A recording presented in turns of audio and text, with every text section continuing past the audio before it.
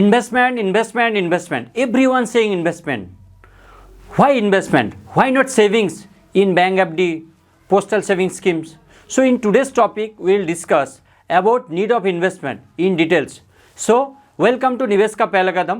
Ami Shujal. If you are new in this channel, please subscribe my channel to make a better investment decision in your financial freedom journey. So let's begin.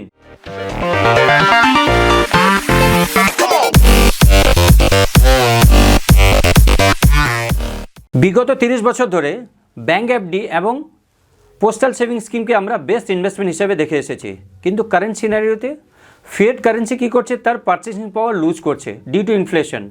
Now inflation is the big problem. তাহলে আমরা প্রথমে জানবো savings and investment, তার মধ্যে difference কী, savings কাকে বলছি and investment কাকে বলছি। তো সেভিংস কথার অর্থ হচ্ছে ক্যাপিটাল প্রোটেকশন, যে আপনাকে কী দেয়, ক্যাপিটাল প্রোটেকশন দেয়। সেভিংস ফর শর্ট টার্মের জন্য যেটা আমরা ইনভেস্টমেন্ট করি, this is called savings. Savings less earning, আমাদের রিটার্নটা কম দেয় সেভিংসে।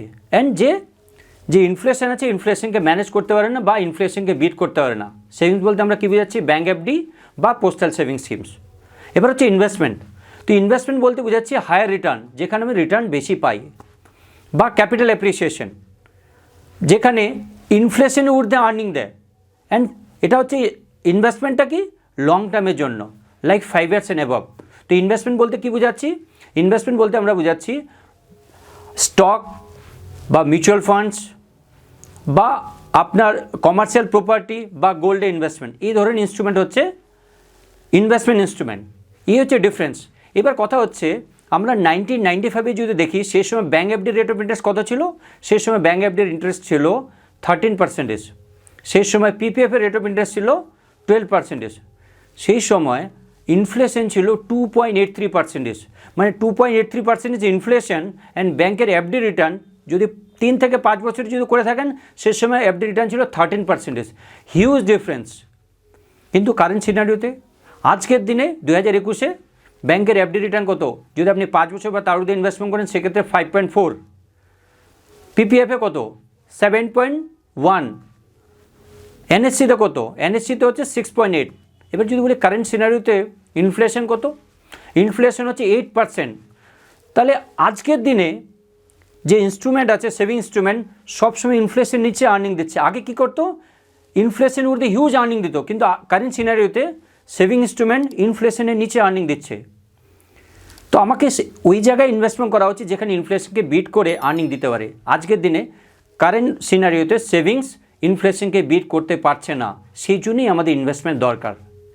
আমার ওই জায়গায় ইনভেস্টমেন্ট দরকার যেখানে আমাদের ইনফ্লেশনকে বিট করে আর্নিং দিতে পারে। সবসময় যখনই ইনভেস্টমেন্ট করবেন, আপনি চেক করবেন রিয়াল রিটার্ন কত। রিয়াল রিটার্ন সম্বন্ধে যদি ডিটেলস জানতে চান, আমি ডেসক্রিপশনের লিঙ্ক দিয়ে দেবো, সেখানে আপনি রিয়াল রিটার্ন কীভাবে ক্যালকুলেশন হয় সেটা আপনি জানতে পারবেন। এবার একটা ছোট্ট এক্সাম্পল দিই। 1995 সালে 1995-এ যদি 100 টাকার যেটা জিনিসের পারচেসিং পাওয়ার ছিল, মানে 100 টাকা জিনিস কিনলেন, যে জিনিসটা কিনতে 100 টাকা দিতে হলো, সেই জিনিসটা আজকের দিনে যদি কিনতে চান, সেক্ষেত্রে আপনাকে কত দিতে হবে জানেন, 546 টাকা due to inflation. Average inflation কত দেন, 6.5%। তো আজকের দিনে রিটার্ন আমি যদি ইনফ্লেশন বলি 8%, তাহলে আমাকে প্রত্যেকটা ইনস্ট্রুমেন্ট ইনভেস্টমেন্ট করতে হবে 8%-এর ঊর্ধ্বে যেন আর্নিং পাই। সবসময় এটাই চিন্তা ভাবনা করে আপনি ইনভেস্টমেন্ট করবেন অ্যান্ড রিয়াল রিটার্ন ক্যালকুলেশন করবেন। So thank you for watching this video.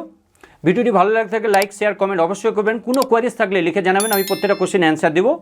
And এই চ্যানেলকে সাবস্ক্রাইব করতে একদম ভুলবেন না। Thank you.